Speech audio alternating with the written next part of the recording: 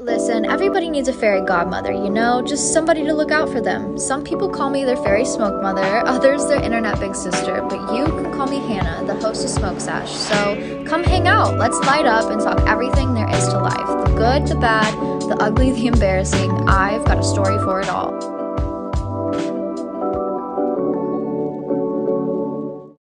Hotties of the world, welcome back to another beautiful, amazing, incredible, wonderful episode and hangout on Smoke Sesh. I'm so excited to be back with you guys. I got ready. I did my little wavy mermaid hair. I put on my hot little cheetah print and I was like, this outfit is gonna eat. And you know what? It does. For the audio listeners, I'm wearing this cute little button up cheetah print top and these cute little denim blue jeans, very simple, very lovely.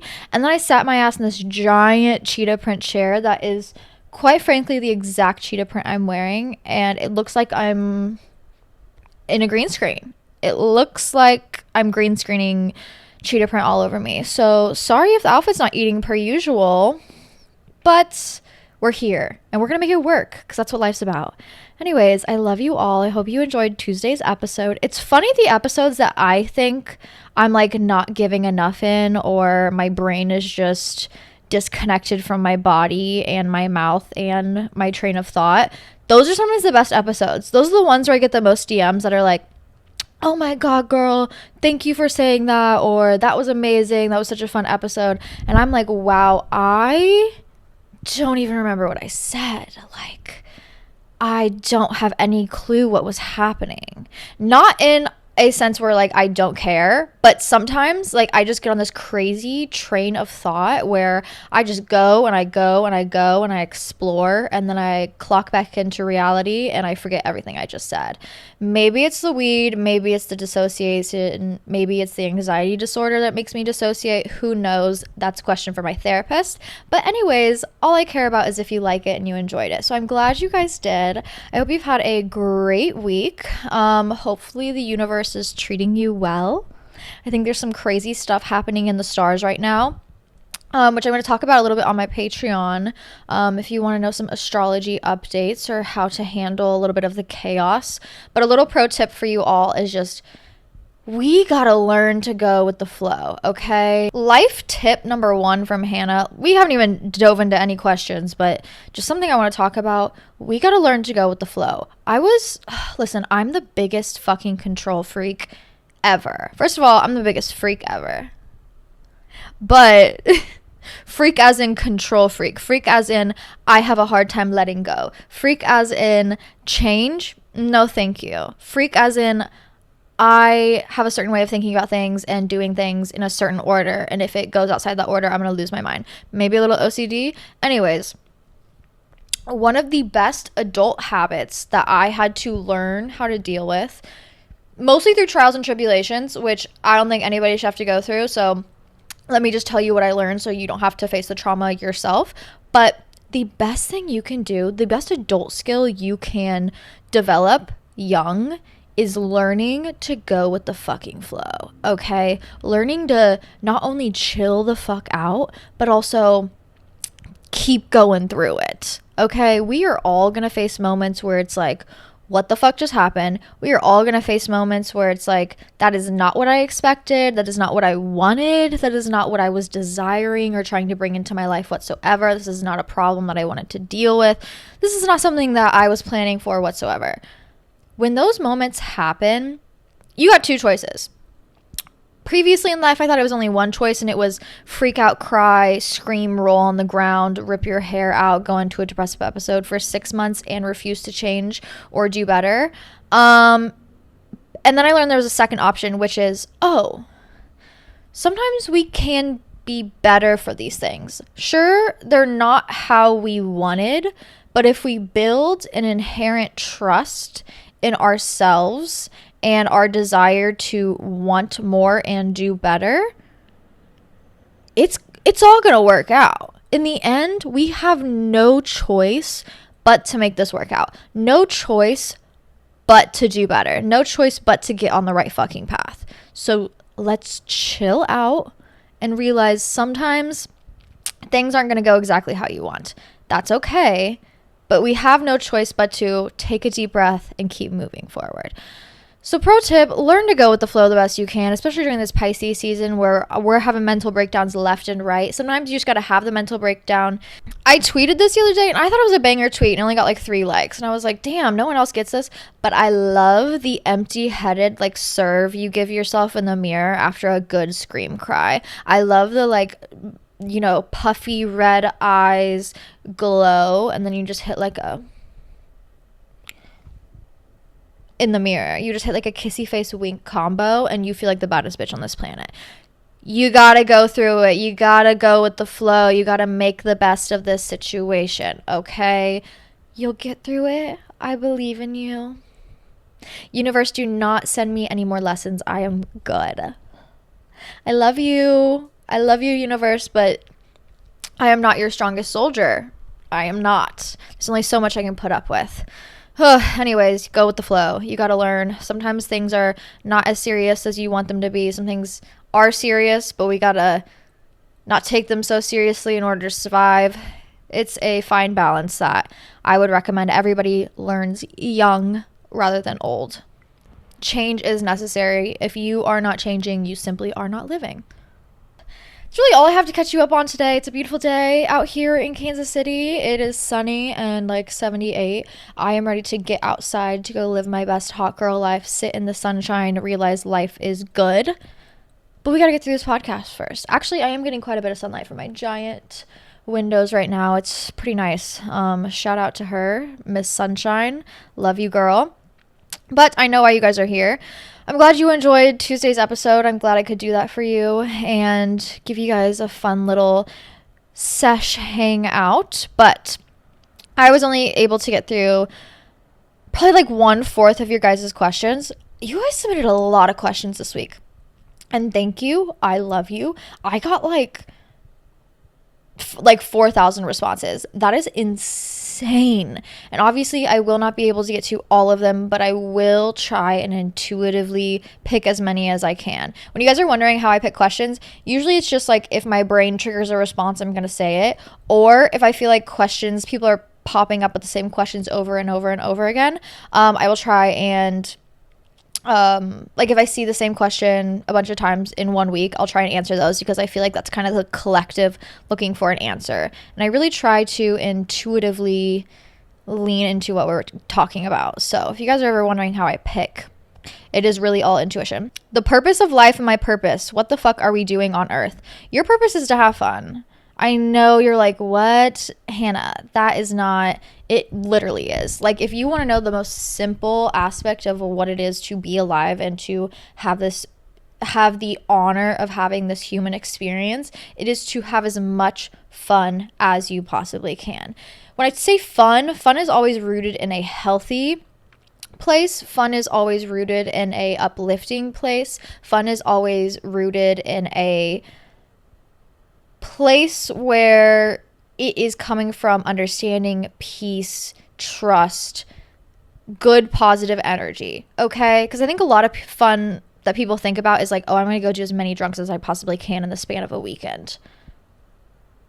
No, that's not what I'm talking about. Sure, that can be fun and that can be a part of your life experience, but when I talk about fun, I talk about being alive is about leaning towards the things that bring you joy and not demeaning yourself from that joy and not demeaning yourself from life's true pleasures, allowing yourself to enjoy a good meal with good friends, allowing yourself to build those friendships that are going to last a lifetime that you're going to have so much fun through, allowing yourself to go down maybe the harder path, but the one that you know is ideal for you, allowing yourself to live your life for yourself. Life is about having fun. Okay? And sure, there's going to be hardships, there's going to be trials, there's going to be tribulations. It's not going to be sunshine rainbows all the time, but that doesn't mean you're still not living your life in accordance of that fun. Like, oh, you want to be a doctor. That doesn't sound fun to me, but like vibes. You want to be a doctor, that's your fun. Or maybe you want to be an art student, that's your fun. You know that's your true life's path. You know that is what's going to bring you the most joy in this life. Literally anything. Insert your ideal life here. you're going to have to go through classes that maybe aren't the funnest. You're going to have to get certifications that aren't going to be fun. You're going to have to devote time that isn't going to be the funnest. But at the end of the day, you're working your way towards what is your true life's path, what is going to be the most fun for you in the long run. So there is going to be hardships, there's going to be trials, there's going to be tribulations, but ultimately you're still on the right path towards fun. That is what life is about. Life is about choosing yourself, choosing what is best for you, living in accordance to what is your gut feelings and your gut instincts, and not taking yourself away from what you think is best for you, and living yourself in accordance to fun. I feel like that's kind of how I see it. And you're like, oh, I don't know how I have fun. It comes from the simple things. Maybe you don't know what you want to do, like with your life. Like you don't know who you want to be, or like the job you want to take on. That's okay. But you still know what brings you joy. Maybe what brings you joy is reading your book in the sunshine with your cat, living peacefully. Maybe your joy is cooking for your friends and your family. Maybe your joy is literally going on a walk around the park. Maybe your fun in life is decorating your home. Maybe your fun in life is knitting. Maybe your fun in life is puzzling. Literally, it doesn't have to be so big. A lot of the times, the things that truly make your life worth living and truly make your life a life are going to be the small things. And surrounding yourself by the small things that bring you joy are ultimately going to make it easier for you to focus on the big things that bring you joy as well, and decide on those a little easier. But yeah, what is life about? Literally, girl, live life, have fun, go experience, go enjoy, go try. That's all it's about. Oh my God, someone said, Hannah, I greened out last night on Nowadays. I thought I was dying, but I feel more insightful. Sometimes it takes a hardship unintentionally for you to realize that there is good in this world and that life is worth living. You know when you hit that like edible spot where you're like, whoa, I'm overthinking everything, but also everything is good. And I am like, it's like the eye of the storm. I'm in the calm of the storm and I can see everything for what it is. And you feel a little bit more calm after it. Sometimes you have a healthy green out and that's what you experience. Sometimes you green out like me and then I stopped smoking for a year. There's no in between. But yeah, Nowadays, the drink that I was telling you guys about, that shit hits me like a train. Like my edible last night, I usually eat like a little gummy and it takes me about an hour for it to kick in, which is normal. That's how long it should take a gummy to kick in, because your body has to digest it, metabolize it, distribute it throughout your body, okay, for it to reach your brain. It's going to take a while. But with the liquid, your body doesn't have to digest it. It just goes straight to your bloodstream, straight to your brain, and it kind of hits you like crazy. I can only have one drink on Nowadays before I'm like, I need to go lay down. This is a fantastic option for those of you who maybe don't drink alcohol, but want to have like a little drink with your friends and kind of get that same buzz. Nowadays is perfect. Literally not sponsored. Oh, I do think I have a code for you guys. I always ask for a code. If I like something, I'll try and get you guys a discount. And I think it was like all capital Hannah M15. Fingers crossed. If that's not it, it's definitely in another podcast. Sorry. Someone said, just started the Pilates 1 week plan from Madeline Abid, and I feel so good. Thank you so much.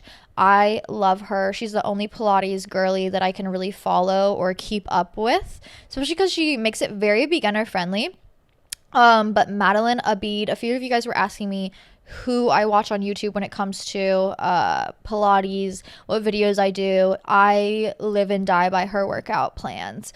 She has anything from like 5 minutes to 45 minutes. I have not worked my way up to 45 minutes quite yet, as consistently, but if you stick to her like month-long plan, and also like 1 week plan, it's very easy for you to get into as a beginner. So shout out to her for making working out available for every type of person. At any beginner stage. Someone said, I finally broke up with my boyfriend and I'm so much happier. Cheers, girl. Should we smoke to that?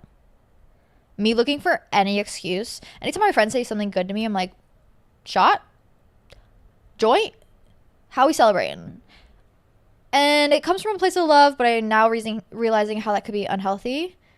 But it's always me just wanting to celebrate and enjoy. So let's celebrate and enjoy. Cheers to you dumping your lame ass loser fucking boyfriend and moving on with your life like the bad bitch you are. Because we are not accepting anything but the best for the rest of the summer. Okay? It is spring. We are blooming. We are blossoming. We are coming to fruition. And we are not taking with us lame men into our future. Realize. Anyways, I don't really have like a ashtray, but I do have a planter next to me, so I hope that will work just the same. Let's light up. A few of you guys have asked me for recommendations on somebody that has good CBD other than Paz Packs, because you guys know I've worked with Paz Packs for years and they went out of business recently, and I wish I had a recommendation. I simply don't. Thus, this is me asking you for your recommendations on your favorite CBD brands or pre-roll CBD brands, because shout out to them. They sent me this ginormous box. I'm talking huge box of product. So I'm just like a squirrel stashing away my favorite CBD products and smoking them every once in a while. But yeah, I know that at some point I am going to run out and I'm going to have a mentee bee. So if you have any recommendations, please let me know. Anyways, oh no, I smashed it. I want you guys to get the ASMR.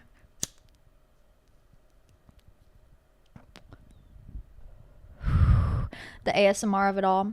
Also, stoner pro tip, if you have plants love bong water. They live for it. I don't know why. Someone tell me if they know. All I know is do not pour your bong water down your sink or your toilet. Just pour it right into your planter. These plants go crazy for it. You have an ashtray? Pour your ashes into your planter. Pro tip for all my girlies. Anyways, someone said how to get used to the honeymoon phase being over in a relationship. I think a relationship actually starts once the honeymoon phase ends, because the rose-colored glasses come off and you realize, holy shit, who the fuck is in front of me? And either that's a very scary thought, thus breakup, that's not the right person for you, or it's a very comforting thought, thus it's the right person for you. But literally, I think the relationship truly begins when those rose-colored glasses come off, when you can actually see that person for who they are, when you actually start maybe getting in little small fights, when you realize how you communicate, when you realize maybe you move in together, how you guys live together, your dynamic there, when you actually start getting to know each other in that sense, and you're not putting on this performance that is the honeymoon phase, which is, I need to be the best version of me, so they only see that, so they want to date me, which that's a very normal part of a relationship, and everybody's going to want to be their best versions for their partner that they're dating. But we truly don't get to know each other until we see the deepest, darkest parts of ourselves. And sometimes the deepest, darkest parts of ourselves are not the hottest. Like, I love my boyfriend because he sees me at my lowest, like naked, sobbing, pussy on the hard tile floor, sobbing. And he's still like, I love her though. I'm going to go give her a little forehead kiss. I see my boyfriend spiraling because he's a Scorpio, and Scorpio men are crazy. Listen, but also valid. Like, I get the craziness. It's a little bit of obsession based. Me too, girl.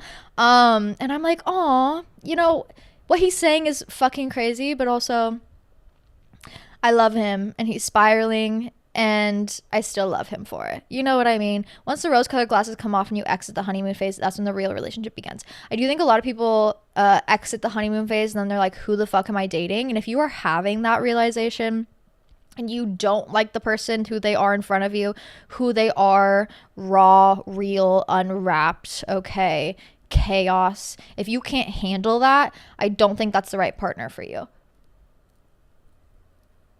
Which, also, if they can't handle you in that phase, or they're mad at you about things that you're just being human for, or they're mad at you about things that, you know, you're not masking or you're not behaving correctly, if they can't handle you, get rid of them. Okay? If they want you to behave a certain way for the entirety of that relationship, get rid of them. That's not how it works. That's not how it's gonna work. You're gonna be miserable. Free yourself. Your partner should see you at your very, very worst and love you like they are seeing you at your best. It really is that simple. The honeymoon phase is fun and stuff. You're in your like crush psychosis. You're like living your best life. You're like the two best versions of yourself possible. But that true, real love does not build until you see each other for what you truly are. And that is a flawed human being, individual. And you love each other no matter what. You love each other through that. You love each other for your flaws, for the mistakes you've made, for every single aspect about yourself, and they forgive you and they love you through that. That's true love. That's when that true, true, true everlasting love kicks in. And I think it is so much more addicting feeling that love than it is feeling that crush psychosis honeymoon phase. That is like a quick hit of dopamine, whereas the long-term love feeling is more of a fulfilling dopamine hit, a long-term dopamine hit. Shouts out. My poor boyfriend, I feel so bad. He loves me for every aspect of myself. I'm like, when I record these, I'm like, it's a girl's day. I need you out of the house so I can record. And his ass is like, yes, I hear you. You gotta work. I gotta leave. Fantastic. He texts me. He's like, can I come home and have lunch? And I was like, I'm 20 minutes into the podcast. Give me another 40, babe. I love you. Oh my God. Someone said, I don't know if you know this, but you've reached having a famous birthday profile level. I recently realized this because I was like collecting information to put on my website. So I was just Googling my name, and the usual is popping up, like TikTok videos, Instagram posts, whatever, my merch website. And then famous birthdays popped up. And I was like, I don't have a famous birthdays account. Like, I never submitted for one. I don't know. I do. Someone made me one. I don't know if I have it in at famous birthdays or one of you guys submitted me. But Illy, go upvote my famous birthdays. Go check me out. I don't remember what information's on there, so I don't remember if it's correct. But yeah, isn't that crazy? I never thought I'd be on famous birthdays. Such a niche way of me being like, okay, people are aware of my presence. Because famous birthdays, what? Who actually uses that? But if you remember watching Tana Mojo at like 14 years old, she always was shouting out her famous birthdays, which I think is hilarious because it's such a niche site. But apparently I'm a famous birthday. All I really care about my birthday is I share it with Marilyn Monroe, which I think makes a lot of sense. Tips for being able to walk around with no makeup. You just have to stop wearing makeup. Listen, I was the girl who would wake up and then glue giant fake eyelashes on my face and do a full beat before leaving the house for like a year and a half. That was also my most insecure year, and that was probably the year where I was having the hardest time relationship-wise with myself. And that's because I felt like I was just masking too much of myself. I was putting on too much of a performance. And then I hit this part of my life where I was like, you know what? Fuck it. I am tired of putting on this facade and not enjoying it. Like, I'm just going to be real and raw. And then I didn't wear makeup for like 6 months. No makeup, no hair curling, nothing like that.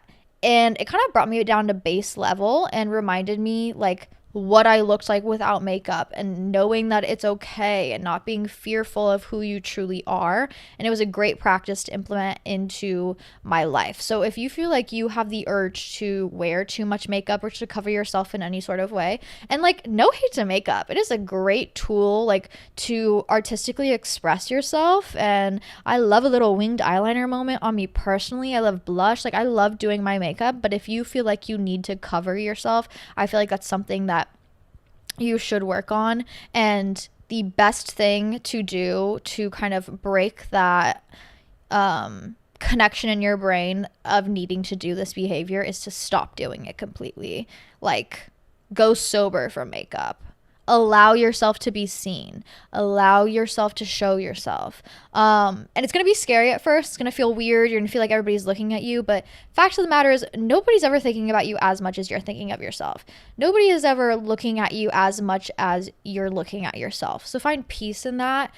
Practice. But yeah, now I can't even stand the thought of a fake eyelash. Like, I'll do my makeup, but also I feel just as confident in my makeup as I do without my makeup now. And it really took me just going cold turkey and frankly getting used to seeing myself again, for me to build that relationship back up to a healthy place. So sometimes, hey, we have our vices, but if you feel like it's a vice that's giving you a negative effect, sometimes you just got to cut it out of your life. Real. Ooh, this is interesting. There's so much oh God, I'm going to butcher this word. Contradictory. I don't know why that was so hard for me to read. Listen to Tuesday's episode where I talk about doing way too much mushrooms and killing my fucking brain. Anyways, to understand why I can't read that word. Oh, there's so much contradictory life advice out there. How to decide whose advice to trust. That's a good question. I think it comes from a place of inspiration. If it inspires you into a healthy version of yourself, then I think it's good advice. I don't think there's anybody who's like more qualified or less qualified. The best life advice I have ever gotten has come from people that I don't even know, that I randomly ran into and got to chat with. They haven't always been from like licensed therapist, life coach, spiritualist. Like, it comes from every direction that you look. It comes from anywhere. And I think as long as it inspires you into a better version of yourself or into a healthy place, then it is ultimately good life advice and maybe something that you should listen to. I think there's a lot of people out there that also spew advice, and if it makes you feel bad about yourself, or if it makes you feel bad about other people, or kind of put you into a egotistical place, then I don't necessarily think it's good life advice. Thinking of like the Andrew Tates of the world, who it's all ego, put other people down in order to lift yourself up. That's not good life advice. I don't suggest that. But if it's coming from a place where it's like, we're all equal and you deserve to be equal as well, and you deserve to feel powerful in yourself and support and uplift yourself as well as other people, that's when I'm like, okay, valid. I should maybe listen to what they have to say. But yeah, I think life advice, and the most important life advice, comes from people that you never would have fucking expected. I remember going to LA for the first time with my boyfriend, and we ended up at a skate park, and our usual routine is he goes and skates. I'm not a skater girl. I will never be a skater girl. I'm not going to pretend to be somebody I'm not. Okay, you put me on a pair of fucking skates or a skateboard and I'm losing my 2 front teeth, maybe an arm. Who knows? I accept that. I'm not going to pretend to be somebody I'm not. I'm not a skater girl. I can't rollerblade. I can't be her. Shout out to the girls who are. That shit is insane. But I'm going to sit my ass on a little bench. I'm going to sit my ass on a blanket with my pens and colored pencils, and I'm going to color. I'm going to draw. I'm going to journal. You know, that's more so my vibe. So I was doing that. And he was out skating, and there's like a law in LA that you cannot skate without a helmet. So the park lady came out, and she was older. She's probably like 50, 60. She came out. She's like, hey, you got to, like, not to harass you, but you got to put on like a helmet or whatever. And we were visiting, so we don't have a helmet. My boyfriend's like, what do I do? And she was like, you know what? Let's go check the lost and found. She got him padded up with a helmet from the lost and found, knee pads. It was so funny. And then she just sat down next to me, and we started chatting, and we talked about her life and everything that she did. And she just gave me so much advice on taking advantage of the now and listening to yourself and uplifting yourself through the now. And it was such eye-opening like advice and experience, and from a place that I never would have thought of looking. And it was amazing. It was incredible. It really made me take like accountability for my life and lean more towards the fun life advice. Why are you alive? You're alive here to have fun, to enjoy life, to follow your greatest passions. And anybody who makes you feel bad about that is ultimately maybe not a good person for you, or maybe has ulterior motives, but that doesn't mean you have to listen to them, you know? But I think everybody is able to give good advice. It just depends on where it's stemming from. Is it stemming from a place of actual uplifting and supporting, or is it stemming from a place of ego and putting other people down while uplifting yourself. Someone asked me if I have psychic abilities, and I hate to get in my own head here and say yes, but genuinely, I have had some pretty intense psychic moments recently. I don't know if it's the Pisces season energy and my Pisces rising really just coming together, or if it's just I've garnered trust and intuition within myself. But I do think having psychic abilities, spiritual abilities, are a real thing. And before you're like, okay, have we lost our minds here? How much weed have you smoked? What are you on? I want to explain where I think psychic abilities come from, or just like spiritual abilities come from. I think that kind of understanding comes from a understanding and a overwhelming understanding, not only in yourself, but also the world around you. You see everything for what it is. You see yourself for what it is. There is no lying to yourself, believing fake situations, giving in to fake narratives. It is simply just knowing the truth and understanding it as the truth. And I think specifically like psychic connection, being able to predict the future, things like that come from trusting in your gut instincts and listening to them. They come from giving into your intuitive senses and connecting with them, listening to them, and moving in accordance to. And I feel like I've had so many more of these experiences recently because I've been less afraid and more willing to just listen to what the truth is and understand my truth, have trust in myself to understand that, have trust in myself to do the right thing, to make the hard decision if I need to. And it is a really nice feeling. It's a very nice feeling. It is a nice change of pace, because I feel like when I was constantly like overthinking in the sense of weighing too many options and giving too much weight to things that simply don't matter, and looking too much outside myself rather than in myself for the answer, I felt so lost and so disconnected from myself. And it's crazy how I'm like, oh my God, now I have superpowers now that I can literally simply just listen to what is good for me and make changes accordingly and trust my gut and know what I truly want to do. It's crazy that I'm like, no, I've developed psychic powers. But I think that's honestly what that is. Of course, there's like more supernatural things where like seeing ghosts or talking to dead people. I think there's also some realism to that. Do I think those people are actually seeing people in front of them like visually? No, but I do think there is an inherent value in being able to connect to different energies, whether it's with yourself or with other people, or with past energies.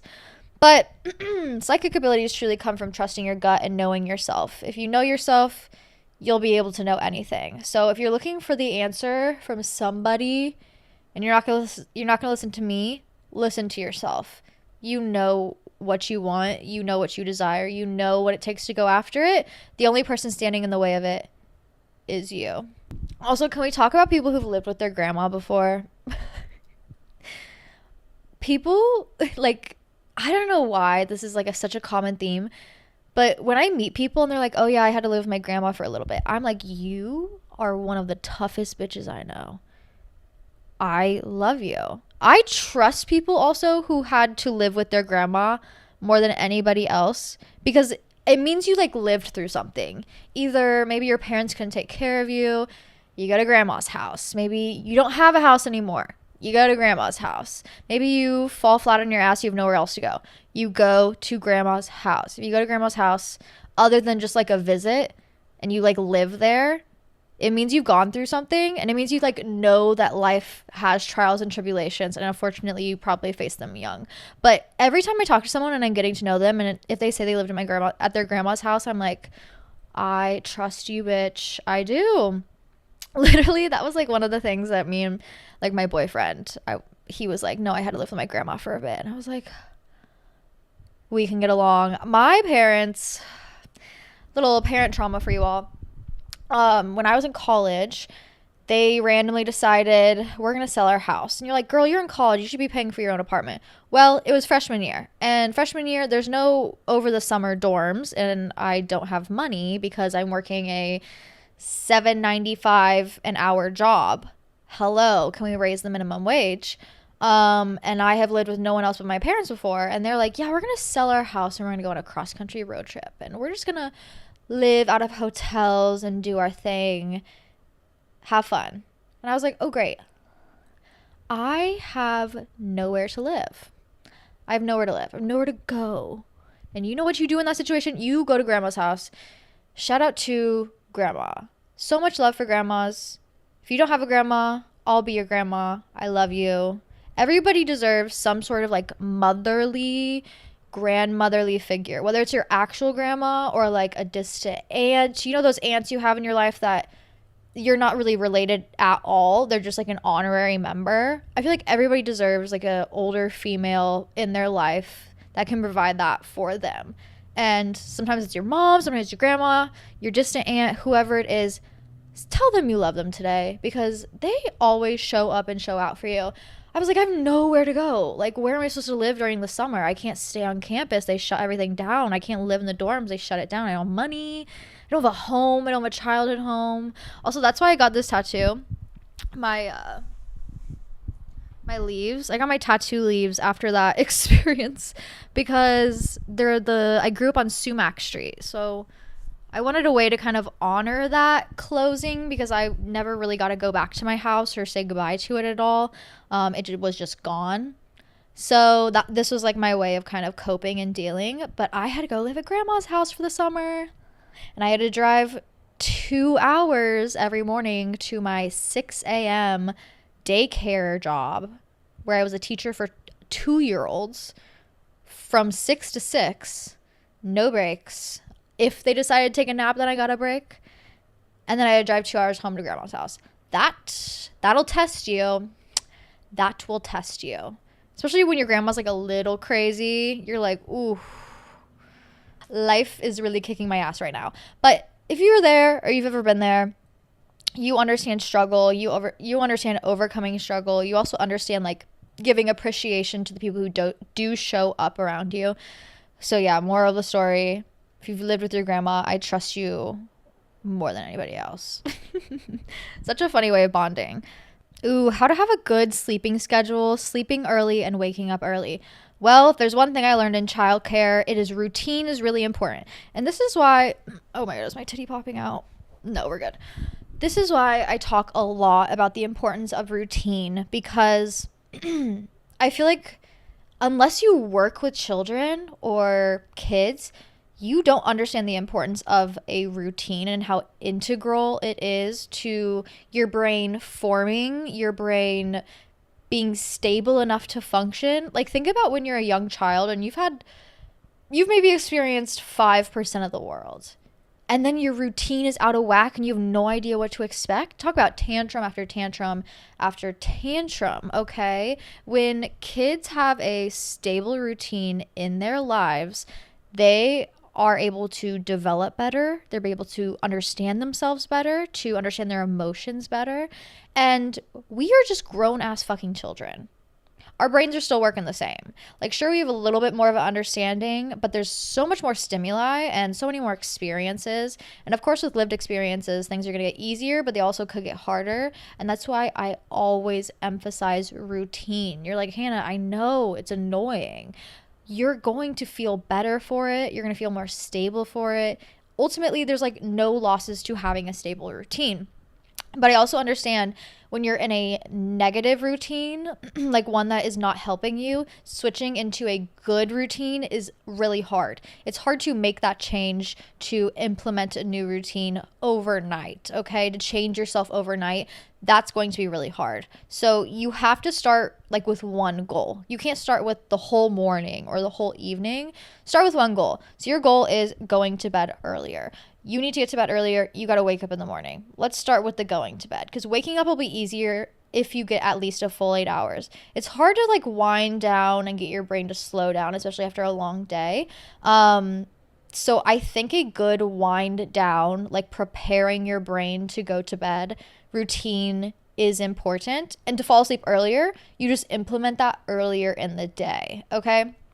So like with kids, my niece and my nephew, they go to bed at 5 p.m. Like those kids are out at 5 p.m. sharp. There is no up after that. There's no, like sometimes, slip ups. I get that. But like their routine is so set in stone, 5 p.m. Their routine starts at like 3:34. I'm talking they're eating dinner at 4, okay? Dinner at 4. Then they're going to immediately go upstairs, run around, play a little bit, and then they're going to take a bath. Bath takes like 30 minutes. Then they're going to change into their PJs. They're going to go say goodnight to everybody. Then they're going to go pick their book. We're going to read a book together, maybe another one if they need another one. We're going to turn on the white noise machine. We're going to turn the lights off, maybe another book, till they're ready to go to bed, till they're sleepy. Good night, close the door. That's like an hour and a half routine. But we as adults need that same routine. If you get off work, sit around, do nothing, and then don't start your routine in time, until you start that routine, it's not going to kick into your brain that, hey girl, we need to start winding down. Close down service. You need close down service for your brain, literally. So if you need to go to bed early, we got to start that close down service an hour, 2 hours earlier, okay?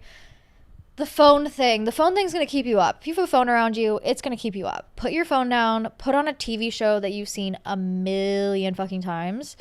You're going to be able to wake up or you're going to be able to go to bed earlier. As long as your brain has seen it before, understands it, knows what to expect, I think it's a good thing to fall asleep to. And I always fall asleep to a show. I can't help it. I've done this since birth. My parents always had like a radio in my room, was playing radio, or I had a show on, something like that. So I just have to have that. So I understand the necessary stimuli of outside noise, but let's find like a healthier version. Let's not scroll on our phone for hours and hours and hours. Plug it in, put it down. Let's put on a show that's like your favorite comfort show, And then waking up early, you just have to go to bed early and you got to set an alarm. The alarm there's no 2, 3 alarms. It's one alarm and your ass better sit up. Also, pro tip, you chug a bunch of water before you go to sleep. When you hear that alarm first thing in the morning, you're going to have to first of all, you're going to wake up and you're going to be like, fuck that alarm. Second of all, you're going to be like, I have to pee. So it forces you to kind of get up and jumpstart your day because you got to pee. Just do not get back into bed. Don't crawl back into bed. Summer plans. My summer plans are smoking weed in the park with my best friends, wearing cute little bikini tops, laying in the sun, going on hikes, girls trips, lots of girls trips this summer, exploring the Midwest, getting out into the forest, doing fairy activities, mini skirts, lots of plaid. That's my summer plans. Nothing in specifics, just taking advantage of life. And not like advantage of, that sounds scary. I guess being a active participant in life, giving back to life and receiving from life. That is the summer plans. Having fun, dare I say. Oh. My brain did not read this correctly. Someone said, I have this friend that only calls/talks to me when she has drama. Valid reason to, and then it was scissor emojis. And I was like, okay, so you're not close friends, so you should scissor? No, that's not what they meant. They meant like cut off. There's just not enough room to submit that. Let me answer that. My brain was like trying to wrap my head around it. Like, I guess, girl, go for it. Only talks to me when she has drama, valid reason to cut off. I say distance is probably important. If you feel like your needs are not being met in a relationship, you don't have to necessarily be like, fuck you, never talk to me again. But you can distance yourself or like not respond when she is, constantly complaining about the same thing. Set that boundary that way, or verbally set it and be like, I don't like that you only call me to basically be your therapist. Talk to me when you have something positive to share. I feel like it's a valid thing to say to somebody. I've had that said to me and I had to be like, oh shit, okay. No, you valid. Real, like that hurt, but I hear you. And if I'm a good person, I'm going to hear your questions and concerns and show up accordingly. You know what I mean? Or scissor. Also, can we talk about negative people? Ugh. Not to be negative here, but it's like that one segment where I was like, I hate complainers, and I complained about people complaining.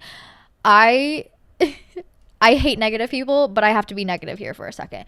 I just cannot stand it. I can't. Listen, I have been the negative person before. I have been the, oh, I just hate everybody and everybody hates me and life is just always against me. And I've also been the angry person, the fuck this, fuck that. I had an awful day. Nothing can make me happy. I'm just mad at everybody. I have been that person the same way I've been the complainer. So I understand where it's stemming from, but I can't fucking stand it. I cannot. Listen, we all get a certain amount of hall passes a day, a week, a month to be a negative person.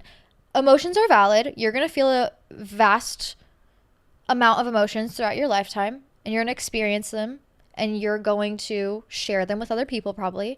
Valid, real.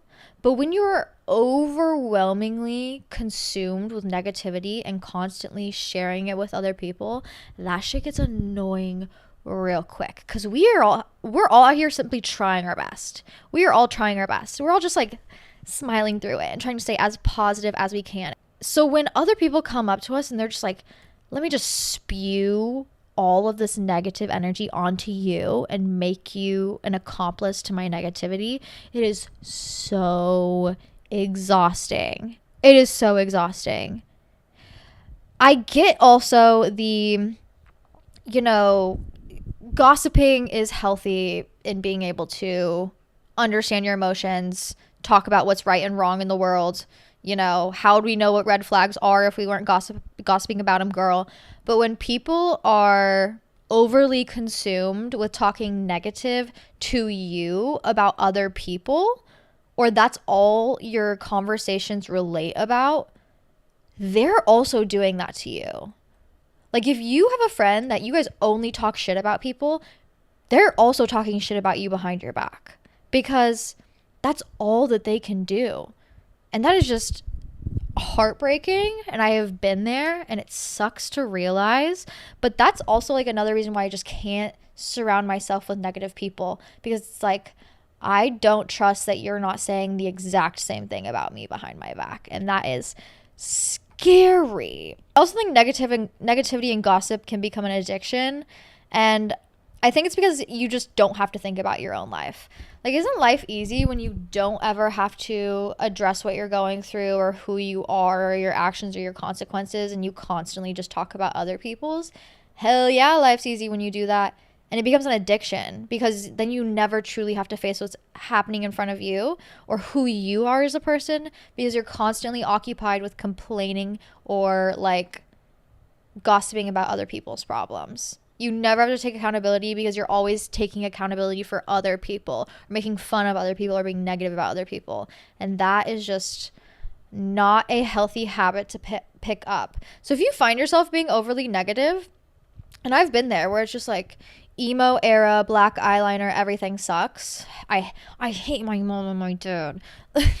I hate my job. Like, I've been there, girl. Sometimes a good friend will give you a reality check and be like, I can't handle this anymore. But also, it gets exhausting, and you will realize, because you will be so tired all the time. You won't want to talk to anybody because you will only have bad things to say. It'll be exhausting living with yourself because you're constantly saying negative things to yourself. If you find yourself in that position, you can break free. Well, if it's deep, sometimes medication is nice. Someone asked me, like, oh, do all depression medications make you dissociative and not feel anything? And it's like, some do, but that's because they're supposed to. Like, when you're in such a low place, you simply need to go from like the ground to like a basically stable. And sometimes that means dissociating from those negative thoughts. But if you're just like a normal negative person, not like a medication level negative person, you're just like a normal person going through daily life who's overcome with negativity and just like overconsumed with it, the best thing to break out of that cycle is to start complimenting everything. And I've talked about this practice before, but I feel like it is such a everyday tool that you can use for everything that quickly changes the way you start thinking about things. And that is giving compliments. Like not verbally or verbally, shit, why not? I love saying, "Hey girl, love those boots," you know? But in your head, when you find yourself on that thought process and you're like, "Whoa, what the fuck?" Snap yourself out of it and give that thing a compliment. So if you're like over consumed with how much you hate your fucking boss, pause, give yourself a compliment, give your boss a compliment, move on. Maybe you're overconsumed with hating on a girl. Pause, give yourself a compliment, give her a compliment. And this can feel fake at first, and it's going to actually feel really fake at first. And you're going to have to force it a little bit. But the more you do it, the more authentic it'll become, the quicker you'll be able to redirect those negative thoughts to a more positive version, and the quicker you will be able to recognize and understand positivity in your life on a daily basis, especially through the negativity. It is my number one tool that I use every single day. And it's something that I learned in DBT, like therapy and training, and learning how to just like redirect thoughts quickly in a moment, especially when you have a habit of overthinking and thought spiraling, especially when you're a little extra emotional. Having those handy tools to use on a daily basis and being brave enough to use them will have a direct effect on your life, and it will have a direct positive effect on your life.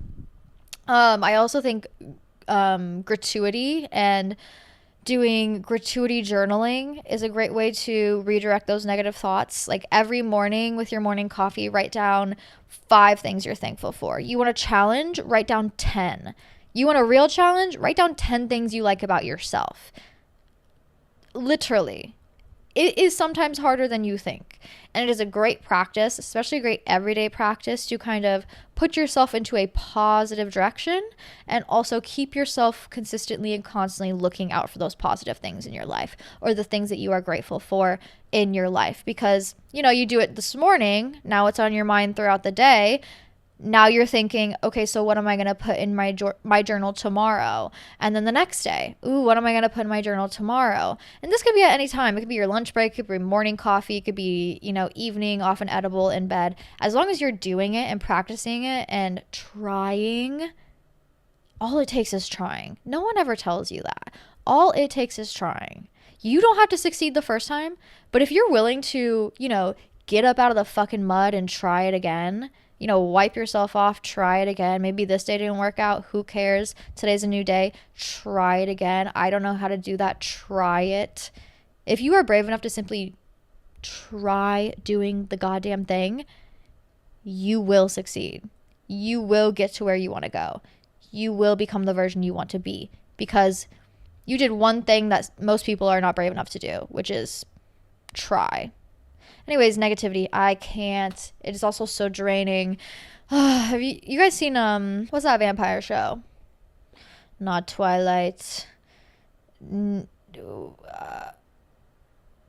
forgetting. The vampire comedy show. Anyways, I love Colin Robinson. He's like a energy vampire, and he's just like so mundane, office worker, bald white guy, just like energy draining, that sort of way. But another form of energy draining to me, literally in the real world, vampire energy draining is like negative people who it's like they walk up and they're just like loud and angry and mean, and I'm just like, whoa, I cannot take this on because, girl, I'm already on the brink.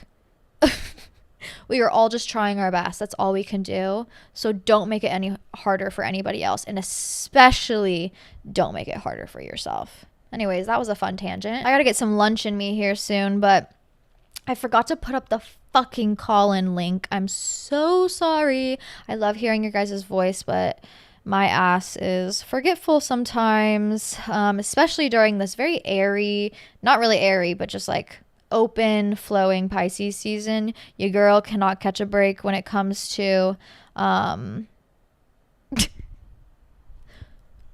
thoughts, brain working, you know?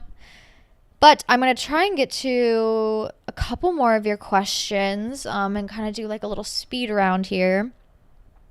Knowing the right time to get pregnant. Listen, I'm not one to really judge on anybody's situation, but for me personally, the right time to get pregnant is when I am emotionally, physically, financially stable in life. And I feel like I've reached a point where my comfortability is at a max and I'm willing to challenge myself in a healthy way. When I find myself emotionally stable, most importantly, and financially stable, most importantly. But that's me personally. Anyways, someone said overcoming health anxiety. Oh, real. I have a lot of health anxiety now that I'm getting older. I don't know. I didn't think that would be a thing. I didn't think that would be a symptom of becoming an adult. But no one ever tells you that you just start getting really anxious about like, oh my God, I need to get my blood work done. Girl, am I fucking 80?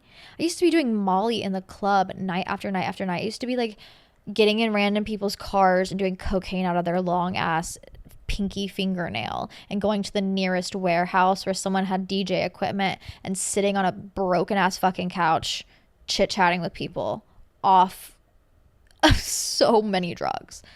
Like 6 a.m. night after night after night. And now I'm sitting here in front of you being like, I need to get some blood work done. Maybe go to the dentist. Who am I? Honestly, a way better version of myself. Let's be real. But yeah, health anxiety is very real. The only way to overcome and handle health anxiety is make sure you have your yearly, annually, whatever appointments set up and you go to them. Okay. No need for that extra blood work or that extra whatever unless your doctor specifically says to do it. Go for it. But like, I'm like, I have a gynecologist appointment once a year. I have a physical once a year. I go to the dentist twice a year. You know, eye, vision, health, reproductive. Those are the main ones. As long as you're going to those main appointments, that's all that matters. Oh, you don't go to them? That's okay. Let's start.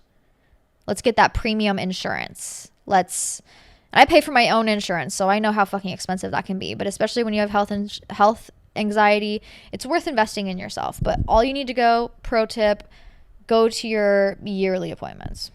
Asking for my best friend, her boyfriend and her haven't had sex in 2+ months.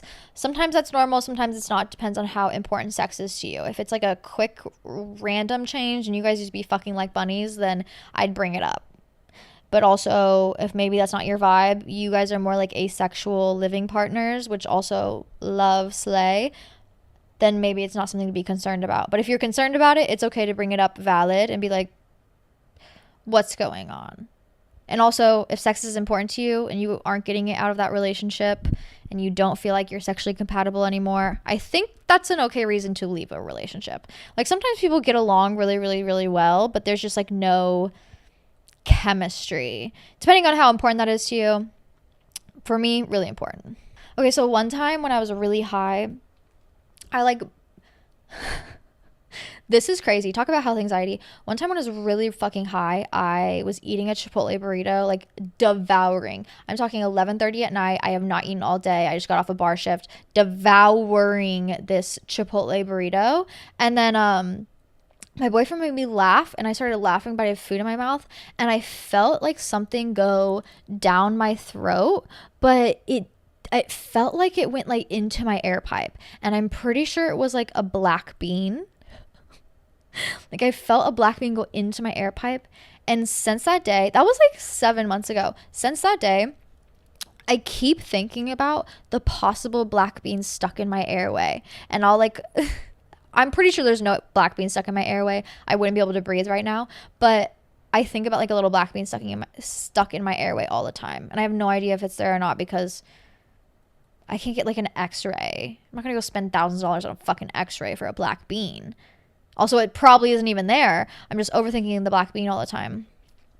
Anyways, at least I like overthink black beans in my airways now instead of like life and my purpose here on earth.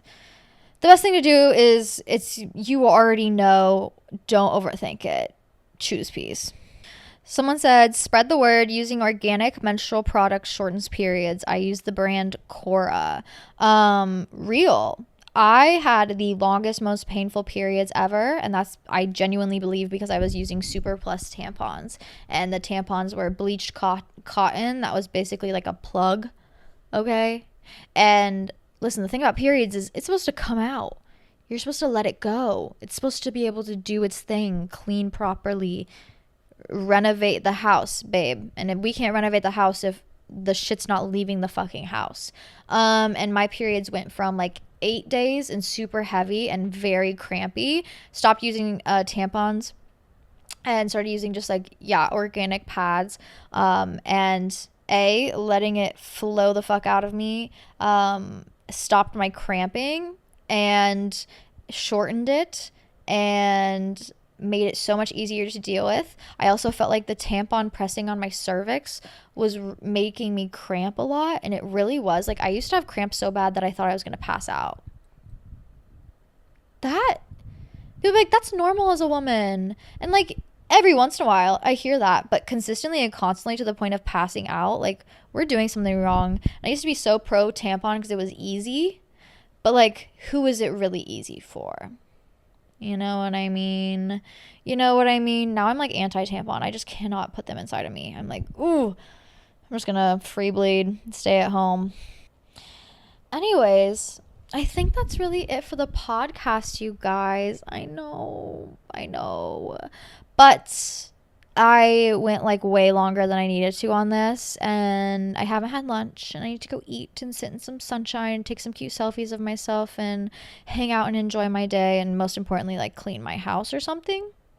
So unfortunately, I have to let you go, but I had so much fun with you guys here on the podcast. I hope I could bring some insightful conversations to you, have a little laugh, share a little smoke. Life is all about enjoying what we possibly can. So hopefully I can be a constant reminder of that in your own life. That's really all I want to do, is bring peace and positivity and a little understanding to people who maybe don't get it as regularly as they should, and uplift every single one of you along the way. So I hope I could do that today. I hope you have a wonderful rest of your weekend. I will not see you until Tuesday, but if you want to see what I'm up to, follow me on Instagram at Hannah Marlene, to not only see what I'm up to, but also submit your question every week. I put links everywhere with the hoodies if you want to buy them. I wore them in my last episode. And then patreon.com if you want extra content, day in the lives, astrology updates, Monday affirmations, Sunday journal prompts. We are booked and busy over on the Patreon, but I love you guys so much. Have a wonderful rest of your weekend, and I will see you all so very soon. Mwah.